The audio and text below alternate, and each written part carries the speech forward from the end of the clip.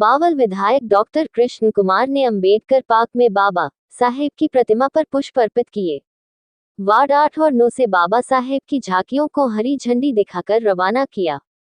इस अवसर पर उन्होंने कहा, भारत के सामाजिक और शैक्षिकी इतिहास में महामानव विश्वरत्न बाबा साहेब डॉक्टर भीमराव अंबेडकर का नाम एक ऐसे महानायक के रूप में अंकित है जिन्होंने शिक्षा को समाज परिवर्तन का सबसे सशक्त माध्यम बनाया। उनका जीवन संघर्ष, त्याग और समर्पण की एक ऐसी मिसाल है जिसने न केवल अपने समय में बल्कि आने वाली पीढ़ियों को भी दिशा प्रदान की।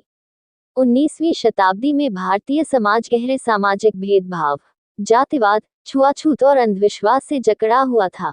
समाज का एक बड़ा वर्ग शिक्षा से वंचित था, विशेषकर महिलाएं और तथाकथित निम्न वर्ग। ऐसे समय मैंने ये समझा कि यदि समाज को इन कुरीतियों से मुक्त करना है तो महिलाओं को शिक्षित करना होगा। उनका ये कदम क्रांतिकारी साबित हुआ। उन्होंने शिक्षा के साथ साथ समाज में व्याप्त असमानताओं के खिलाफ भी खुलकर आवाज उठाई। उन्होंने जाति प्रथा और छुआछूत जैसी कुरीतियों का विरोध किया।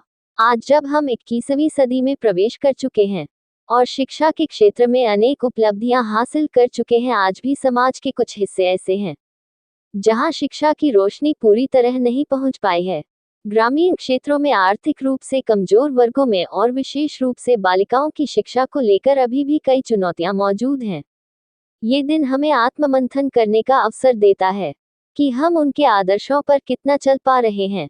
क्या हम अपने समाज में शिक्षा को प्राथमिकता दे रहे हैं? महात्मा ज्योतिबा फुले, गौतम बुद्ध, संत कबीर को अपना गुरु माना। समाज सुधार केवल शिक्षा के माध्यम से ही संभव है। उनके विचार आज भी जीवित हैं। भारत के महान समाज सुधारक दार्शनिक ने अपने विचारों और लेखनी के माध्यम से समाज में व्याप्त कुरीतियों के खिलाफ एक सशक्त आंदोलन खड़ा किया। वे केवल एक शिक्षक और समाजसेवी ही नहीं बल्कि एक क्रांतिकारी लेखक भी थे जिनकी रचनाएं आज भी समाज को जागरूक करने का कार्य कर रही हैं। उनकी लेखनी का उद्देश्य स्पष्ट था, समाज में समानता स्थापित करना, शिक्षा का प्रसार करना और शोषित वर्ग को उनके अधिकारों के प्रति जागरूक करना। उनकी रचनाओं में उस समय के सामाजिक ढांचे की सच्चाई और पीड़ा स्पष्ट रूप से झलकती है। उनका कहना था, शिक्षित बनो, संगठित रहो और संघर्ष करो। इस अवसर पर मंडल अध्यक्ष रमेश झाबुआ, निहाल सिंह चौकन, नपा उपप्रधान अर्जुन चौकन, पार्षद रमेश कुमार, राजपाल सिंह, चेतराम रिवड़िया सहित भारी संख्या में महिलाएं और पुरुष मौजूद रहे। चैनल पर दिन भर की ताज़ा अपडेट देखने के लिए चैनल को लाइक, सब्सक्राइब और शेयर करते रहना। अम्बेडकर समिति के पदाधिकारी इन्होंने बड़ी अच्छी शोभा यात्रा निकाली, अच्छी झांकियां निकाली जाएगी तो पूरे शहर में जाएंगी और बाबा साहब के जो उनके आचार विचार उनके बारे में प्रचार प्रसार करेगी।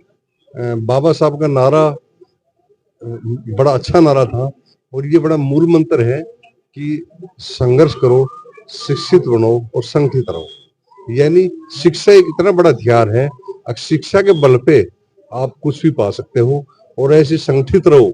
ये संगठित हमारे परिवार के लिए, समाज के लिए, देश के लिए भी एक अपने लिए अच्छी चीज थी। संगठित जब देश समाज रहेगा तो विकास के नए आयाम आएंगे और इसी हिसाब से उनका संघर्ष, जो इंसान मेहनत करेगा, संघर्ष करेगा, ऊंचाइयां के बुलंद हो ही छुएगा। तो बाबा साहब का उनका जो जीवन वृत्त से जीवित उदाहरण है हमारे पास। अब उन्होंने अपने जो इस नारे को अपनाया और इससे देश की तरफ तरक्की किया। तो उनका वो ना, शिक्षित बनो, तो उनका यही था। अगर बुक्स, जब अब शिक्षा होगा तो शिक्षा कहता है सबसे बड़ा हथियार है। तो कहता है जो मेरे बताए हुए मार्ग पे चलो। और बाबा साहब ने बहुत सी अपनी बुक लिखी है जो बड़ी प्रेरणादायक, प्रेरणा स्रोत है। और उन्होंने ये देखो सबसे बड़ा संविधान बनाया जो कि भारत में जिंदा से संविधान है और इतना बड़ा लोकतंत्र है जो भारत का।